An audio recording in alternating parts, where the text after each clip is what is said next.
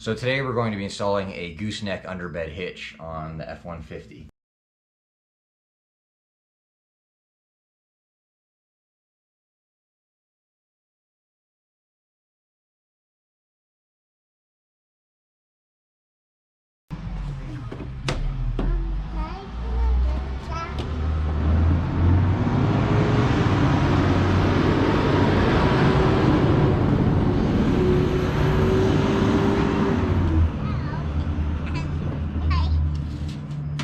You hold that right there? Okay. I got it.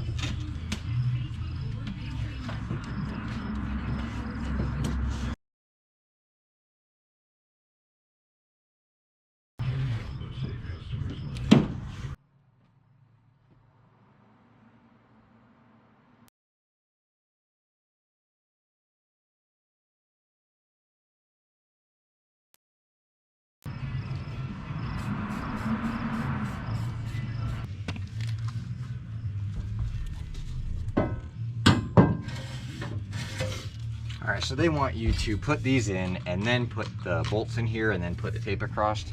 But we're going to do the bolts and tape first because I don't really see us getting in there very easily after we install these.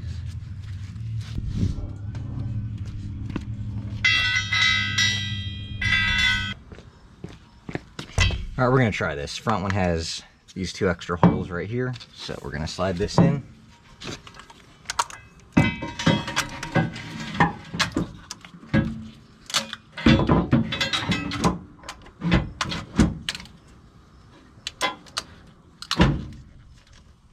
I really didn't want to have to lift the bed off.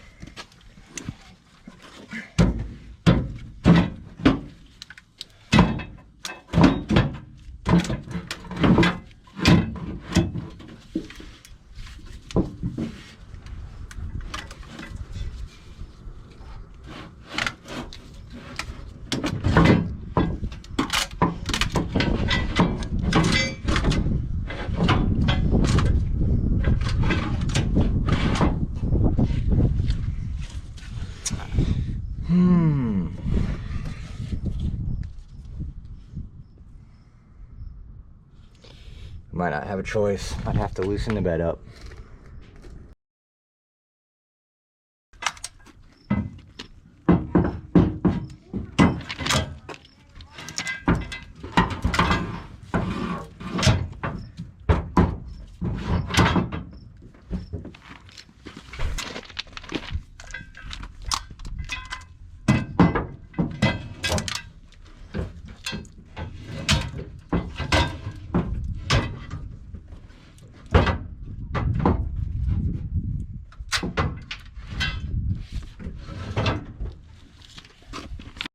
Alright, so let's look what I have set up here. I have the frame being lifted off of the rear axle, so I'm essentially helping the rear suspension droop with these jack stands. My front passenger side bed bolt didn't want to come out, and now it's going to be an issue if it ever has to come out because it got stripped. But I got these three loose and these other two loose, so I was able to lift the bed up. And I put this block in here, which obviously isn't being used right now. But I put that block in there to help lift the bed off the frame, because one thing I'm running into with the Raptor install, which, you know, I don't know the differences, the minor differences, be it dual exhaust on the Raptor versus all of the other F-150s that this kit was actually built for. because nowhere will you find it mentioned that this kit will fit a Raptor. But that's what this whole video is about, is trying to figure out if this will fit the Raptor. What I may end up having to do from the looks of it is get this exhaust to come down a little bit, like a half of an inch or less, I'm sure. So we'll see when we get there. But so far what I had to do was shift it to the driver's side, install the front, and then swing it up and get it installed on the rear. And now my plan is to just shove it that way until it lines up with the center of the bed. So let's do that. All right, I got this side all done, bolted in, not completely torqued down yet, but this goes to nothing. The head is between the frame rail and the bracket. I assume it's a spacer for proper alignment, but I don't know. This is your, so this is this doohickey here with the insert, and I'll show you why this exists on the other side if you don't already know. I just tack welded my carriage bolts onto the plates just so I don't have to worry about losing them in the frame rail. And then this is the rear one, which I put in like this. So, and then you put a spacer block in between the frame rail and the bracket, because the frame comes back and it kicks in a little bit. So that's the deal with the spacers.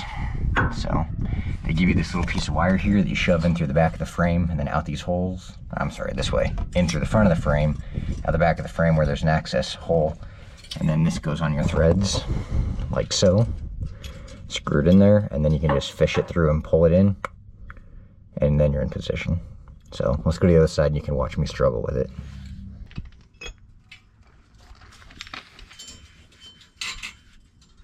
The access hole is like right here on the back of the frame. So like right over the, where I have my airbags, or most people would have their bump stops.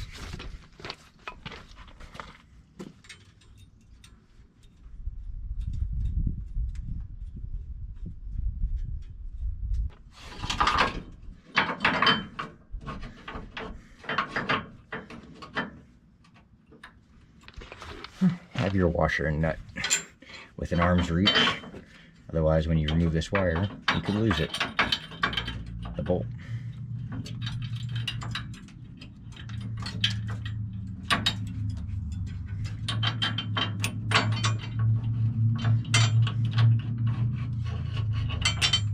We'll have to look in from the backside to make sure that this has the right orientation.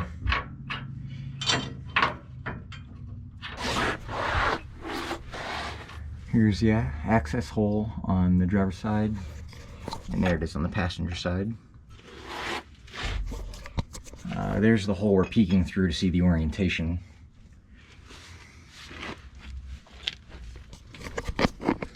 But since the fuel tank is kind of in the way of the camera, we'll just peek in this one. There's an indentation in the frame, on the outside frame rail. And our bolt is actually wrong on this side, it moved on me. So we're gonna have to loosen it back up and then spin that little washer guy around. And the bolt needs to be in the 6 o'clock position with the majority of the spacer above it.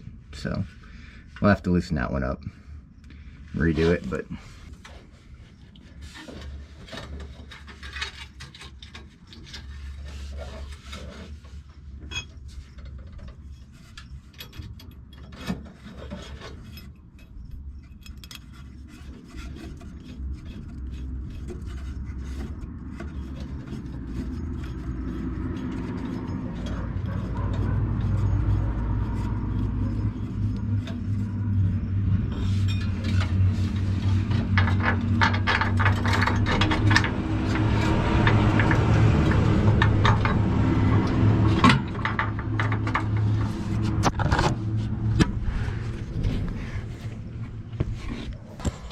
here it is on this side. So same thing as we did before. All right, we got her all installed. I had a couple issues. The way these spacers are for this indentation in the frame, I had trouble reaching through the back side of the frame, especially on the fuel tank side. So what we did was pull the plates back off. I put an arrow pointing straight up and then a line coming out the side on the frame, so I knew about what level they should be at and how they should be oriented in there. So we ended up pulling the whole plate back off of both sides, orienting this properly, and then sliding the plate onto this one first and putting this nut on fairly tight. And then we went on, did the rear one, and then the top two for the cross members. After we got the outside plates on nice and tight and the cross members tightened down on the 4 outside nuts, we were able to center this in our hole by shifting it left to right, because we left these kind of loose, and they're elongated slots just like these here. So we could tap it. We had to go that way just like a 1/4 of an inch. It's perfectly centered now. We'll go to the top and look at that after we look down here. So once we got her centered up, we could tighten these down, and everything needs torqued. The torque specs are in the instructions. There's quite a few different ones, so just go to the instructions or go on the website and look for the torque specs. We're not going to cover them. Once we got all this done, I was able to take a right angle drill, and mostly just because of this one. For these other, these are your for your safety chains. Right angle drill for this one because of the clearance, or the lack of clearance here. But what I pretty much did was take a pilot bit and center it in here as best I could and run it through all 4 of these. And then I went and climbed the top of the bed, drilled down with a 1/2 of an inch and then a 9/16. I made them a little bigger than they needed to be, just to give them some room to move around without contacting the bed holes non-stop. So you know, after that, after the holes were drilled, we could touch up paint and drop these in and torque them down. So you got spring, and then I did washer and then nut. So as you pull them up to hook the safety chains, they keep tension and then come back down when you're done. The rod just slides in from the outside, and then you pin it right here. Here we are at the top. You can see I oversized my holes. They lined up very nicely. This is perfectly centered in there. Touch-up paint is not the greatest because I plan on bedlining this truck in the next month or 2, so I'm not too worried about that. But then here's the handle from the outside.